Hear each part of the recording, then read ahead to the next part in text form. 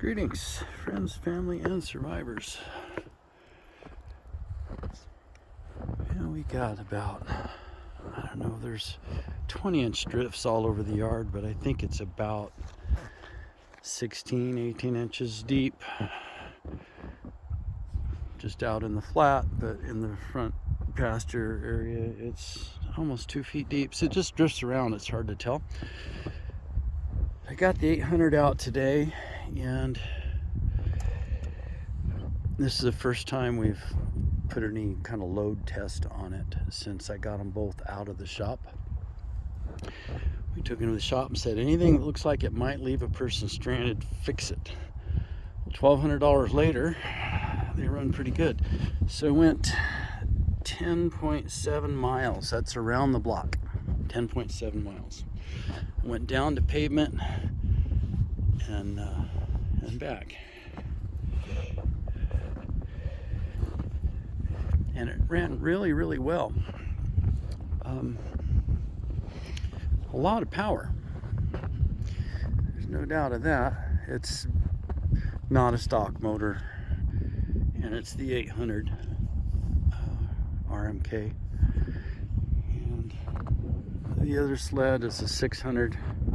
That one's just a couple inches shorter track. I think this one's a 139, the other one's a 144. And you get the 800 on the pipe, and it's hard to steer because the skis are not touching the ground. So. But before we went on the next rescue, I wanted to make sure it wasn't going to leave me stranded. I thought that would be important. I think the next rescue, though, is we won't take the sleds. We'll probably have to chain up because we may have to go. I hope we don't have to, but we may. That would be tomorrow. And there's about 3.5 feet up there, so to chain up all four, take 2 rigs. That's going to be fun.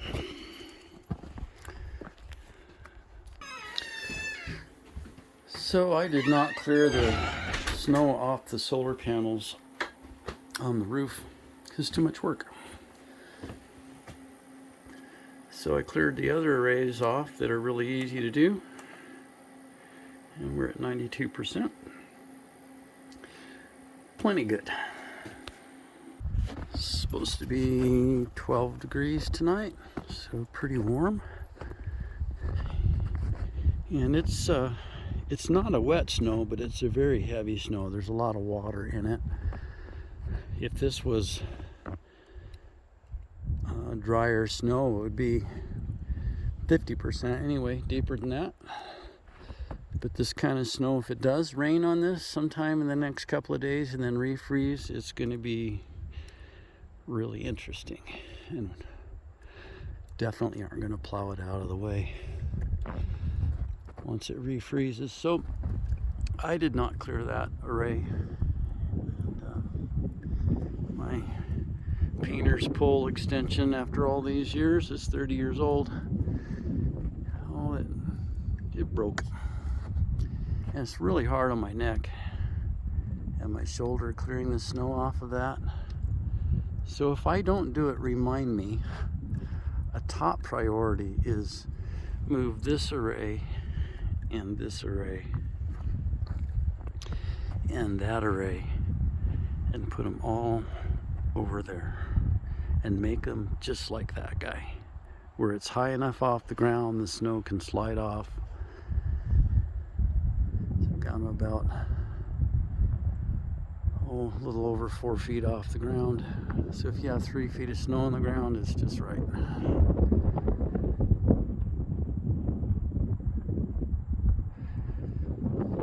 I need to get that done. I need to make that a priority.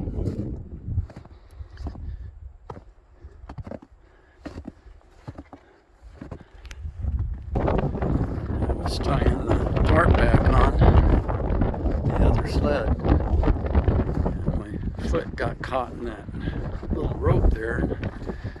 I fell off the trailer again, landed right on my back.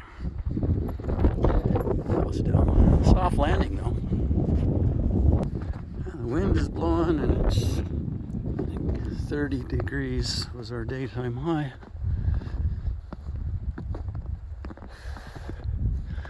And that trip around the block,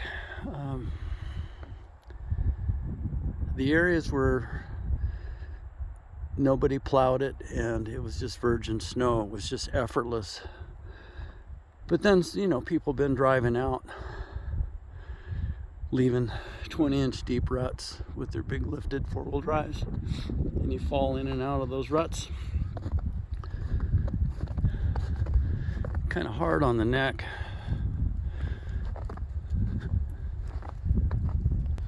So I noticed when I'm fighting the steering in those ruts, at about 35 miles an hour, my neck was really complaining, and when I got home I couldn't look to the left, so that C4 vertebrae, it locks up on me, and when you go to look left you can hear it bone on bone and stops, and it stings you like you're getting shocked. And that's a good thing to know now, rather than being 30 miles out on a sled and be a long ride home. So typically, if we're going on a rescue, we're not going to be fighting, a rutted road. When I was on the virgin snow, it was just effortless. You could steer it with one finger. Anyhow, that's what's going on with us. Hope everybody else is doing well. Have a very blessed night.